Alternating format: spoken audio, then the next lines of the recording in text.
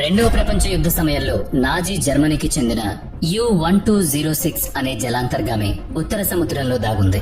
కింద సముద్రపు భయం, పైన బ్రిటిష్ విమానాల కాపలాదారులు.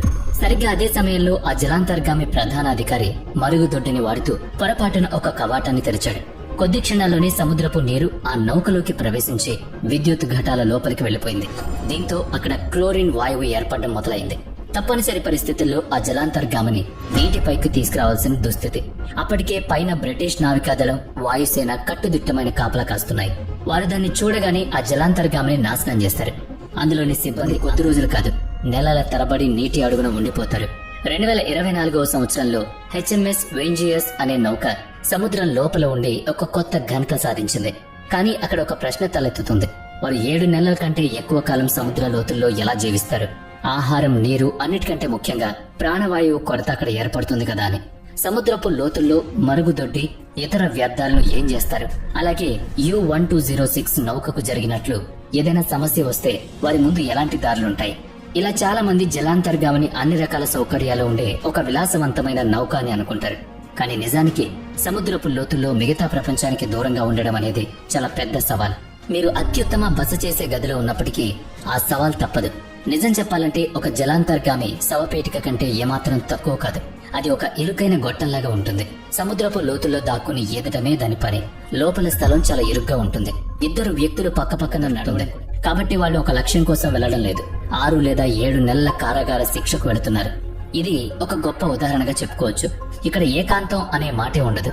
ప్రతి వ్యక్తికి ఉండే సొంత స్థలం వారి భుజాల వరకు మాత్రమే పరిమితమవుతుంది. ప్రతి క్షణం ఒకరి భుజాలు మరొకరికి తగులుతూ ఉంటాయి. ఇక్కడి నుంచే వారికి మొదటి సవాల్ మొదలవుతుంది.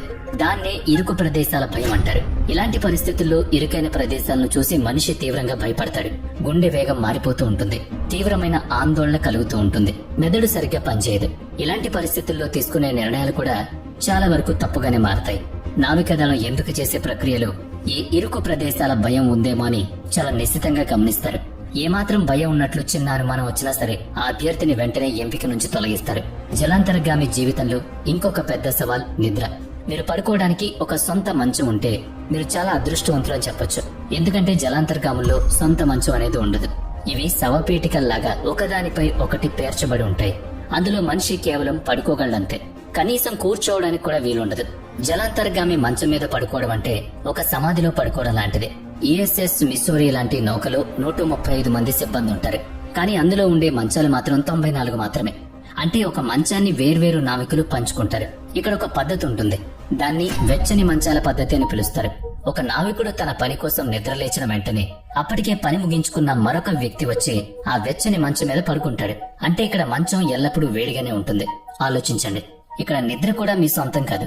అది కూడా వారి పని వేళల్లో ఒక భాగం అవుతుంది. జలాంతర్గాముల్లో పగలు రాత్రి అనే తేడా ఉండదు. ఎందుకంటే ఇవి సముద్రంలో కొన్ని వందల మీటర్ల లోతులో ఉంటాయి. అక్కడికి సూర్యరశ్మి అనే అవకాశం కూడా ఉండదు. అందువల్ల మనిషి నిద్రపోయే సమయం సాధారణ నిద్ర చక్రానికి పూర్తిగా భిన్నంగా ఉంటుంది. అక్కడ ప్రతి ఒక్కరూ ఒక కృత్రిమ నిద్ర పద్ధతిని అలవాటు చేసుకుంటారు. ఇంతమంది అన్ని రోజుల పాటు ఒకే చోట బందీగా ఉంటే వారికి ఆహారం ఎక్కడి నుంచి వస్తుందనే కదా మీ ఆలోచన. జలాంతర్గామి ఒక లక్ష్యం మీద బయలుదేరినప్పుడు అందులో 20,000 కిలోల వరకు ఆహార పదార్థాలు నింపుతారు. కానీ అందులో ఆశ్చర్యకరమైన విషయం ఏంటంటే ఆ సరుకుల కోసం అందులో ప్రత్యేకమైన గది ఏదీ ఉండదు. జలాంతర్గామి అంతటా ఆ ఆహారాన్ని సర్దుతారు. మంచాల కింద, నడిచే దారిలో ఆ సరుకులు పెట్టుకుంటారు. సిబ్బంది అక్షరాల వాటిపైన నడుస్తూ ఉంటారు. మొదట కొన్ని రోజులు తాజా పండ్లు, కూరగాయలు, పాల పదార్థాలు అందుబాటులో ఉంటాయి. వీటిని మొదట కొన్ని వారాల్లోనే తినేయాలి. ఆ తర్వాత సిబ్బంది అంతా డబ్బాల్లో నిల్వ చేసిన గడ్డ కట్టిన ఆహారం మీదే ఆధారపడతారు. అయితే జలాంతర్గాముల్లో భోజనం చాలా అద్భుతంగా ఉంటుందని భావిస్తారు. ఎందుకంటే కొన్ని వందల మీటర్లు సిబ్బంది మనోధైర్యాన్ని పెంచే ఏకైక విషయం భోజనమే. జలాంతర్గామిలో భోజనం రుచిగా లేకపోతే వారిలో మానసిక ఒత్తిడి పెరిగిపోతుంది. అందుకే ఎక్కువ కాలం పట్టే ప్రయాణంలో చల్లటి తీపి పదార్థాలు తయారు చేసే యంత్రాలు కూడా ఉంటాయి. అప్పుడప్పుడు ప్రత్యేకమైన మాంసాహార విందులు ఏర్పాటు చేస్తారు. ఇక్కడ వంట గదులు, వంట చేసే వాళ్ళు కూడా ఉంటారు. కానీ ప్రమాదాలను నివారించడానికి వంట అంతా విద్యుత్ పొయ్యిల మీద జరుగుతుంది. ఇందులో అత్యంత ఆసక్తికరమైన విషయం ఏంటంటే సాధారణంగా మనం రోజులో 3 సార్లు భోజనం చేస్తాం. కానీ జలాంతర్గాములో మొత్తం 4 సార్లు భోజనం పెడతారు. ఉదయం, మధ్యాహ్నం, రాత్రి భోజనంతో పాటు చివరిగా అర్ధరాత్రి పూట కూడా ఆహారం తీసుకుంటారు. ఈ 4వ భోజనాన్ని అర్ధరాత్రి తర్వాత వడ్డిస్తారు. దానికి కారణం జలాంతర్గామి లోపల వాతావరణం తీవ్రమైన ఒత్తిడితో కూడుంటుంది. అందువల్ల సిబ్బంది శరీరం సాధారణ మనిషి కంటే ఎక్కువ శక్తిని ఖర్చు పెడుతుంది. వాళ్ళని నీరసం నుంచి కాపాడడానికే ఈ 4వ భోజనం అన్నమాట. ఇక తర్వాత ప్రాణవాయువు గురించి మాట్లాడుకుంటే దానికి మంటల్ని త్వరగా వ్యాపింపచేసే శక్తి ఉంటుంది కాబట్టి దాన్ని ఎక్కువ రోజుల పాటు నిల్వ ఉంచడం ప్రమాదకరం.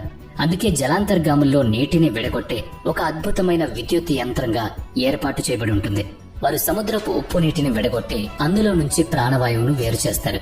మిగిలిన పనికిరాని వాయువును బయటకు వదిలేస్తారు. ప్రతి మనిషి ప్రతిరోజు 600 లీటర్ల ప్రాణవాయువును పీలుస్తాడు. ఒకవేళ అందులో 130, ఆ యంత్రం ప్రతిరోజు 78,000 లీటర్ల ప్రాణవాయువును ఉత్పత్తి చేయాల్సి ఉంటుంది. అది అచ్చం నీటి అడుగున ఉండే అంతరిక్ష కేంద్రం లాంటి వ్యవస్థ. ఆ యంత్రం పాడైపోతే సిబ్బంది కొన్ని నిమిషాల్లోనే శ్వాస ఆడక తీవ్రంగా ఇబ్బంది పడతారు. కానీ జలాంతర్గామిలో కేవలం ప్రాణవాయువును తయారు చేయడం మాత్రమే సిబ్బంది ప్రాణాలను కాపాడలేదు. మనిషి శ్వాస తీసుకున్నప్పుడు బొగ్గు పులుసు వాయువును కూడా బయటకు వదులుతారు. ఒకవైపు ప్రాణవాయువు తయారవుతూ మనుషులు పీల్చుకుంటూ ఉంటే మరోవైపు వాళ్ళు వదిలిన బొగ్గు పులుసు వాయువు అలాగే ఉండిపోతుంది. అప్పుడు గాల్లో అసమతుల్యత ఏర్పడుతుంది. ఆ బొగ్గు పులుసు వాయువు 10% కంటే ఎక్కువైతే అది ప్రాణాలను తీస్తుంది. అందుకే ఆధునిక జలాంతర్గాముల్లో ఈ బొగ్గు పులుసు వాయువును శుభ్రం చేసే యంత్రాన్ని ఎమైనా అనే ఒక రసాయన ద్రవాన్ని చల్లబరుస్తారు. ఈ రసాయనం గాల్లో ఉన్న బొగ్గు పులుసు వాయువును మాత్రమే పీల్చుకుంటుంది. కానీ ఒకవేళ ఈ యంత్రం పనిచేయకపోతే అత్యవసర పరిస్థితుల కోసం సోడా లైమ్ లేదా లిథియం హైడ్రాక్సైడ్ డబ్బాలను అక్కడక్కడ ఉంచుతారు. గాలి ఈ డబ్బాల గుండా వెళ్లినప్పుడు అందులోని రసాయనం బొగ్గు పులుసు వాయువును పీల్చుకుంటుంది. ఇక జలాంతర్గాముల్లో వంట చేసుకోవడానికి, స్నానం చేయడానికి ఎంతో నీరు అవసరం. అలాగే బట్టలు ఉతుక్కోవడానికి, తాగడానికి కూడా మంచినీరు అవసరం పడుతుంది. కానీ జలాంతర్గామి చుట్టూ ఉండేదంతా ఉప్పు నీరు. అందుకే ఈ ఉప్పు నీటిని ఆవిరిగా మార్చి మంచినీరుగా తయారు చేస్తారు, లేదా అత్యాధునిక వడపోత పద్ధతుల ద్వారా శుభ్రం చేస్తారు. అణుజలాంతర్గాముల్లో విద్యుత్ శక్తికి ఎలాంటి కొరత ఉండదు కాబట్టి అందులో నీటిని ఆవిరిగా మార్చే పద్ధతిని వాడతారు. ఆధునిక జలాంతర్గాముల్లో అత్యుత్తమ వడపోత యంత్రాలు ఉంటాయి. ఇవి సముద్రపు నీటి నుంచి ఉప్పును వేరు చేసి తాజా నీటిగా తయారు చేస్తాయన్నమాట. ఇక జలాంతర్గామి నుంచి చెత్తను బయటకు పంపడం అనేది ఒక పెద్ద సవాల్. జలాంతర్గామి నీటి అడుగున చాలా ఒత్తిడిని ఎదుర్కొంటుంది. దానికి చిన్న రంధ్రం పడినా సరే సముద్రపు నీరు వరదలాగా లోపలికొచ్చేస్తుంది.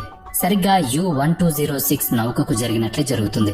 మరి అలాంటప్పుడు మరుగుదొడ్డి వ్యర్థాలను, మురుగునీటిని ఎలా బయటకు పంపుతారో తెలుసా? ముందుగా మరుగుదొడ్డి వ్యర్థాలు ఒక ప్రత్యేకమైన తొట్టెలో జమ అవుతాయి. ఆ తొట్టె నిండిన తర్వాత అత్యంత శక్తివంతమైన నీటి యంత్రాలను వాడి ఆ వ్యర్థాలను సముద్రంలోకి వదిలేస్తారు. ఈ యంత్రాలు సముద్రపు ఒత్తిడి కంటే ఎక్కువ ఒత్తిడిని కలిగజేస్తాయి. ఆ సమయంలో కవాటాలు సరైన క్రమంలో తెరుచుకోవడం చాలా ముఖ్యం. ఒకవేళ బయట కవాటం ముందుగా తెరుచుకుని లోపల కవాటం తర్వాత తెరుచుకుంటే పెను ప్రమాదమే. అలా జరిగితే సముద్రపు నీరు అత్యంత వేగంగా జలాంతర్గామిలోకి చొచ్చుకొస్తుంది. ఇక ఘన రూపంలో ఉండే చెత్తను చిన్నగా నొక్కి ఉక్కు డబ్బాలో పెట్టి గట్టిగా మూసేస్తారు. ఆ తర్వాత క్షిపణి కొట్టాల ద్వారా దాన్ని బయటకు పంపుతారు. లోపల మిగతా పనులన్నీ యంత్రాలే చూసుకుంటాయి. కానీ మనిషి పరిస్థితి ఏంటి? ఇక్కడ మనిషికి అతిపెద్ద శత్రువు అతని సొంత మెదడే అవుతుంది. వెలుతురులాగే ఉంటుంది. రాత్రి కాగానే ఆ దీపాలు అన్ని ఎర్రగా మారుతాయి. ఇప్పుడు రాత్రి అయిందని వారి మెదడుకు ఒక సంకేతం ఇవ్వడానికి ఇలా చేస్తారు. ఏదేమైనా సిబ్బంది ఇలాంటి కఠినమైన